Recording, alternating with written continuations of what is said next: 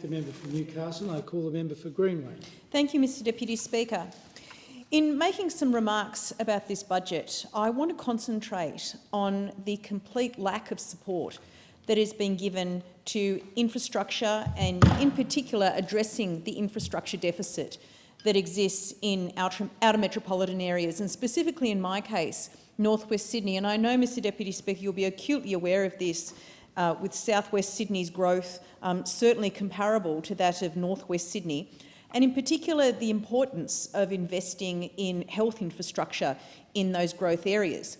So it was certainly disappointing, but not surprising, to see the headline in the Sydney Morning Herald on the 16th of May, "Nothing in the budget for public hospitals under pressure." And I quote from the Australian Medical Association President, Dr Omar Khorshid, who said there was nothing in the budget for public hospitals. He agreed with that statement. And I quote, "Although yes, the government is spending 45% of the cost of running public hospitals, and they seem to think that absolves them of any responsibility for how they're run. Every state and territory has public hospitals in crisis," he said. "So regardless of whose fault that is, the only solution is a national solution." And nothing could be more true, Mr Deputy Speaker. And part of my frustration with this budget is that despite racking up $1 trillion in debt, spending $100 billion of new money, the Liberals and Nationals have not dedicated a cent to specifically improving health infrastructure in my community. As I said, North West Sydney is one of the fastest growing places in New South Wales, if not Australia. And yet we've got a federal and state Liberal government on an appalling go-slow when it comes to infrastructure spending. And you can look at other projects in my area, like the Schofields commuter car park, a prime example of neglect and incompetence, a project supposed to be delivered in 2020, now allegedly to be delivered this year, but not the multi-storey car park that was promised, but an at-grade car park, and we're still waiting.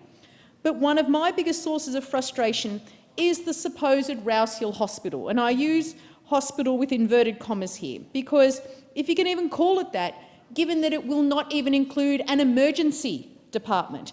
It's been announced and re-announced so many times that we have lost count. It was announced in the lead-up to the 2015 state election with much media fanfare. So this is so typical of the Liberals when it comes to essential infrastructure in our local communities. All announcement, no delivery. Always there for the photos, always there for the media opportunities, but when it comes to actually delivering it, they are nowhere to be seen.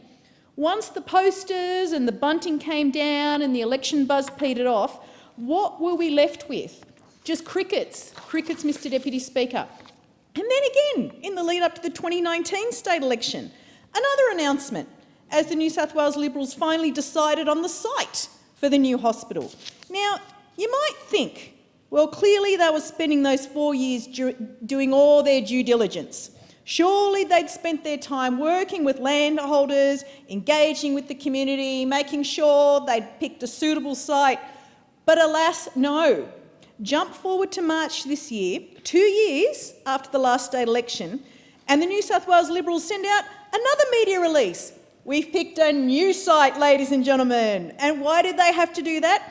Because they hadn't undertaken the studies necessary to make sure the first site was viable in the first place. So what were they doing for those 4 years? It really makes you think. But get this, only in the last week, the New South Wales Liberal government was forced to clarify that the new proposed site that they'd chosen wouldn't clash with a major residential development proposed for the same site. You can't make this stuff up, Mr Deputy Speaker. And at the same time, the New South Wales Liberal government was hosing down suggestions that there was even a clash, the hapless local Liberal member for the area was firing off letters to constituents saying, "Oh, don't worry, we'll just acquire the land if we need to. Don't worry about it." Well, if you're confused, Mr Deputy Speaker, you're not alone. So are the people of North West Sydney, whom this New South Wales Liberal government treat like absolute mugs. And locals have had enough, I've had enough, but the frustration is also levelled at this Morrison government, who it would seem doesn't care much for improving healthcare in our community. Now, assuming the New South Wales government can get its act together, and that's a big assumption here, imagine what federal investment could do for a new Rouse Hill Hospital, broadening the project maybe to even include, God forbid, an emergency department. Now, we're talking about an important piece of health infrastructure, in particular easing pressure on Blacktown Hospital, which we know has its own specific challenges that I've raised in here many times, and this government seems happy to ignore them. If you live in Grantham Farm, in Riverstern, in Schofields, you should not need to travel to Blacktown Hospital during an emergency. And that's why I've launched, and it is receiving incredible support, my Rouse Hill Hospital petition, calling on the federal and state governments to get on with the job of delivering the health infrastructure that we desperately need in North West Sydney. And as I said, I have had scores of locals joining this campaign already to send the government a message. And the message is get on with it, build the Rouse Hill Hospital you promised, build it with the emergency ward that our residents deserve.